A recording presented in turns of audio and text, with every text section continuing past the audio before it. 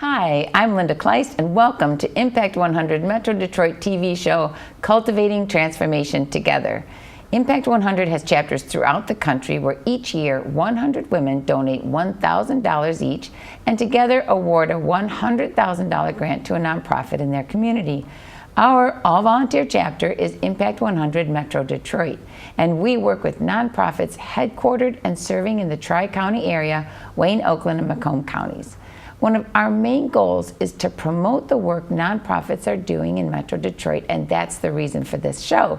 There is so much good happening with people like our guests today. Ted Collins, thank you for coming. You are the Director of Charity Music, and we have your poster there. So welcome. Thank you. We were talking a little bit before the show about how you started directing this. It was your father-in-law who founded it. He was a mentor of yours, which is a really neat background. I don't want to take a lot of time with that now, but that's a great story. Good beginnings. So can you give us some background or an overview of Charity Music? What Charity Music does is we seek out donations from the public of musical instruments or anything musically orientated, and we fix them up, provide them to people who might not have the economic means to get it themselves. Mainly what we focus on is school instruments, the clarinets, the flutes, all the different instruments that many children play as they're starting out in music, because many of these children are left behind because their families might not have the rental fees, or they don't have access to a musical instrument. So we have a good way of giving these instruments out to these individuals and to schools so that they can start up their music programs again. So how do people find you? I've got a grandkid that would like an instrument, and does it have to be an income need, or could it just be, hey, we want to come and see if this... We do provide instruments at a very reduced rate to help fund us. We have a store that's located in Clinton Township on Hayes between 17 and 18. Okay. And we have all kinds of different musical instruments that might not pertain to a school band instrument program, but then again, we do provide or sell other instruments at a very reduced rate so that we can fund our costs.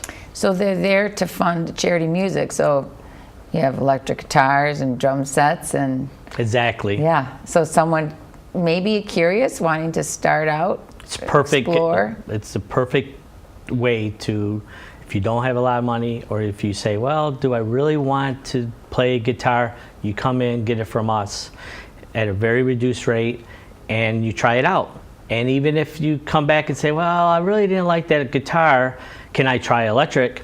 Trade it in. We'll switch it out for you. What we want to do is get music back into people's lives. We find that if students and people has music in their lives, they have a much more enjoyable life. Yeah, I think if you ask most adults, what's one thing that you wish you would have done when you were a kid? Taken lessons or learned an instrument if they didn't, yeah. I always have this story that I tell about my own experience in 6th grade band day. Band day was something special because that's the day you first get your musical instrument, you touch it, you see what you want to play. Mine was trumpet. My friend wanted to play trumpet. I said, okay, I'll play trumpet. So I went home, told my parents, oh, we can't afford it, I'm sorry. And I never played an instrument after that. All my friends, they played instruments. They still play in bands, even in the local pubs and stuff. Me, I never got it until I met Rachel, my ex-wife and father-in-law, and now music's part of me again. Wonderful, wonderful, because it's never too, you're never too old to learn. Never too. So adults can come in? Yes. Yes, great. So what are some of the programs? If we go to your website, you've had a lot of stuff you've done in the past. Is the petting zoo still? Can you tell us about that? That's our community awareness program. What we do is we'll go to specific festivals, even local libraries, and we'll bring musical instruments for the children or for the visitors to that festival to be able to pick up, play. We have a cadre of volunteers that make sure that the instruments are playing for the kids or for the people who's picking them up. And it's a good way for us to promote our organization and tell people this is what we do. And we have been doing the Shelby Art Fair, Clinton Township Festival of Senses, the Anton Art Festival for years, and now the libraries and their summer programs have started to pick up on us, and they have invited us to come in and bring our instruments so the children have something else to test out while they're in the programs. I can imagine holding it, feeling it, would really cause them to be more curious and interested in it, because it's a big commitment to learn an instrument. Exactly. But at least getting them to make that touch. Yeah, because I remember I'd never touched a musical instrument until that band day. Even when you go to all the different local guitar centers or the different, music stores, it's very unlikely they'll let you actually pick it up. Us, pick it up. We want you to test it. We want you to play it. We want you to experiment with it. And it's always fun to watch a child to blow into a saxophone and hear that sound, and then they say, wow, and I say, yeah, good job. Oh, that's really neat. It is. It's their first experience. Yeah, so that feeling of making music, a sound, that would be a powerful sound for a kid to make, yeah. Exactly, it really does. So you also have Adopt a School program? Yes, what we do is we've currently got 3 schools that's in the city of Detroit that we provide musical instruments to. We've been doing this program with these organizations for many years, and without our instruments they would not have music. So we have 150 children that's currently playing musical instruments because of us and the music teachers that's provided by the schools. What we want to do is we want to find more musical instruments. There's a big need out there. I've gotten a few calls from Warren schools. I've gotten another school out of Detroit that's interested in having violins to start up a string orchestra. The need is there. We just need the instruments, and we can find home for them. So the call out to listeners, go and get those instruments that your kids used to play that are maybe still in their closet if you haven't cleaned out their room after they moved, or in the basement, and get them to Charity Music. Yes. So if you had more instruments, you could be delivering those to more schools and more kids could be making music. Yes, very much so. We're a 501(c)(3). We're registered with the state of Michigan, and we do give tax donation receipts for anything that's provided, and we do provide pictures with on Facebook and on our website that shows what these children are doing with the donations that's provided by the public. So we're always interactive. You can come by the store, you'll see our volunteers in there every Saturday, and by appointment during the week, and you can drop off at our store and come in and look around. Okay, so you also need volunteers. We want to talk about that. Yes. Volunteers for the store. How else can people help? What we want to do is, if we can find more people that's musically inclined to provide lessons, or that wants to give back to the children by showing them, how to play an instrument, or to come in and just give us some good information on how to organize or market ourselves, we're more than welcome to accept all people's ideas, because one of the things that we find is different people's going to have different ideas, but they're all good ideas. Yeah, one can lead to another. Exactly. For sure. So someone would just, how would they connect? How would they contact you if they were interested? This was something on their heart they want to be a part. My preferred method is email. I go through my email on a daily basis, and I respond back to people all the time. And that's at ceo@charitymusic.org, and that's the best way to start to interact with me. And then my response, I'll provide a more phone number or a detailed response on, hey, come on in on Saturday and meet me, so that we can talk about what you can do for us. That's great. You also, at the store, you accept even vintage records and music. So things are changing all the time. You could get a really great donation. And oh yes, very much so. So if you're into that, then you want to stop at the store and get to know you. Okay, you also have the projects that are maybe the bar mitzvah. Is that still something that I saw on the website? we provide organizations, or it doesn't matter what religion, doesn't matter race or anything like that. What we want to do is provide music or anything that is needed for the community. So if there's something that you need, we had one organization that wanted to display musical instruments on their tables at Christmas time.